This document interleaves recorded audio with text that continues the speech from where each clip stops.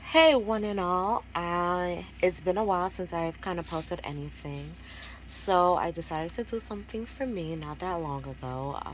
About I did it last week Wednesday. Today is Monday. I didn't decide that day, but I scheduled the procedure and I got labiaplasty. So labiaplasty for the labia minora. So that's the inner lips for people who kind of don't know so much about it. I don't know all the technical terms around it, but I did it on my lady area, my undercarriage, and I chose to do it because they were kind of a little bit long. I think it's called labial hypertrophy. It was a little bit long. It was discomfort. It kind of pinched sometimes. Other times it was just like I literally had to fold it in. It wasn't really that long, but longer than comfort, longer than aesthetically pleasing for me. And I just decided, you know what? It's time. It's time for me to do it, and so I did. I went to my GYN, and prior to that, I actually kind of looked at videos and everything like that, and I seen some people that actually do it in office, and that freaks me out. I need to be knocked the hell out in order for me to kind of fully go through it. So that's what I did. It was an outpatient procedure. She scheduled it, went through insurance and everything, scheduled it. Had to have somebody pick you up, obviously, because I was sedated.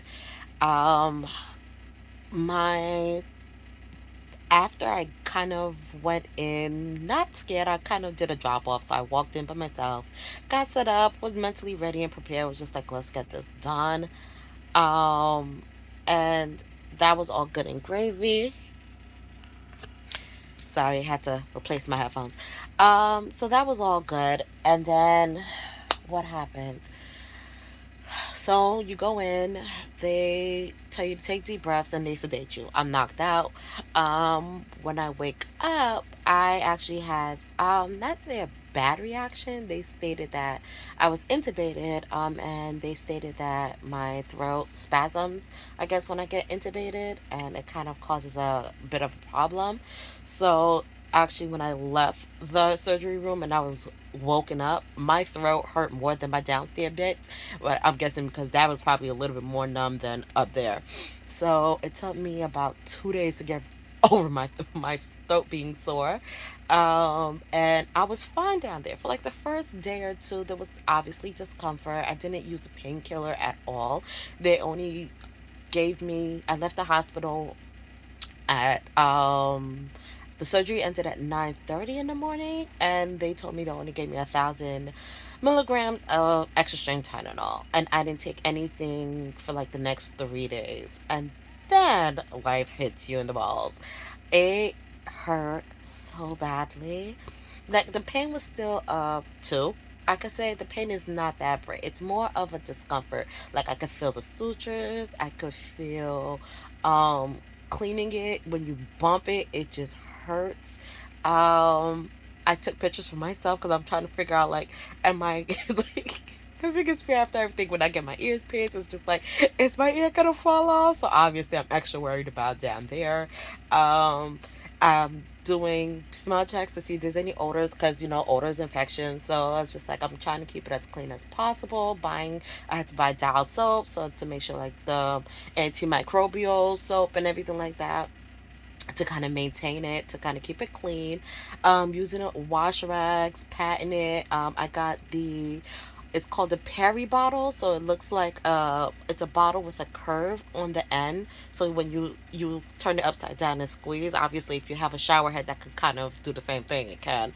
But I use it after everything, after every bathroom utilize it used. If after every pee, I kind of go in, I squirt, and then I kind of pat dry because you don't want to wipe. Like a straight wipe is you're just gonna, yeah, you're asking for you're a savage if you can do it. I'm not. So you're just asking for pain.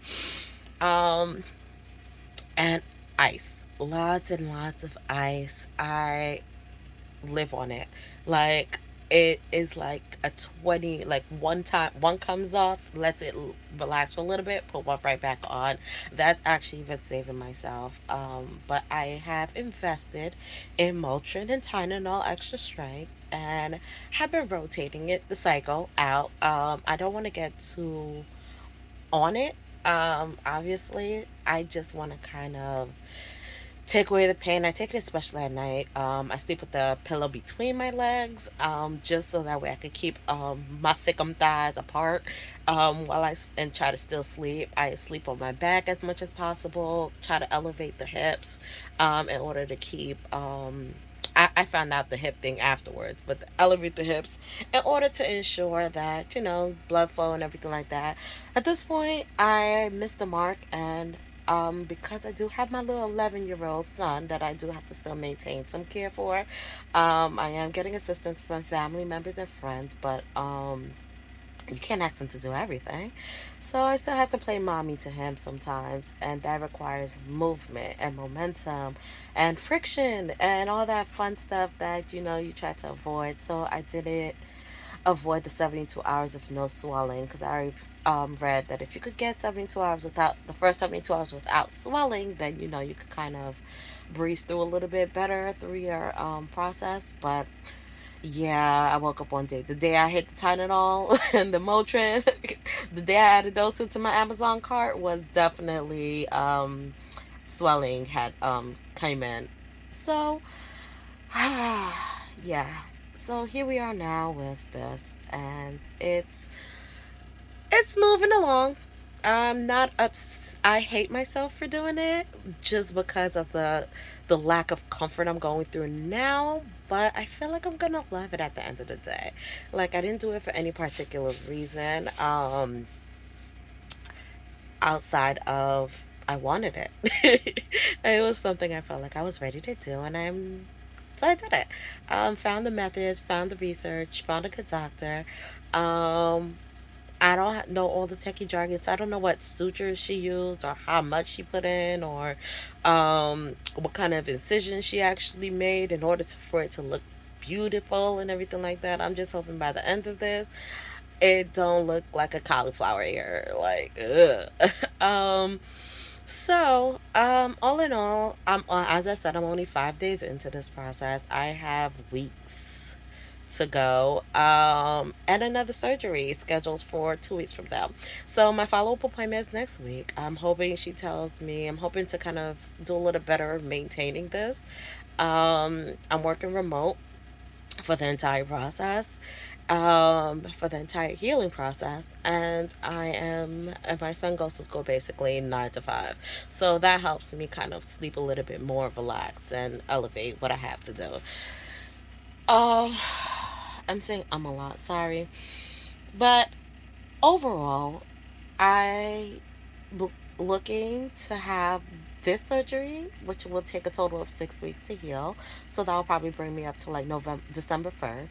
And my second surgery, which I will let you guys know by another video, that one was more of a major surgery, and it's going to take me up until about my birthday, which is in January, to kind of get back to normal from, fingers crossed, God willing. Putting it all in his hands for both these processes. Um, but I'm excited about both. This one's kind of had me nervous about the other one, because if this bothers me, the other one's gonna be like, oh my God.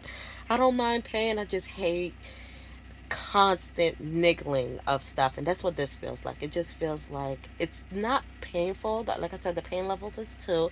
It's just more of a nuisance and an annoyance at this point. That's what's really bothering my heart and my soul.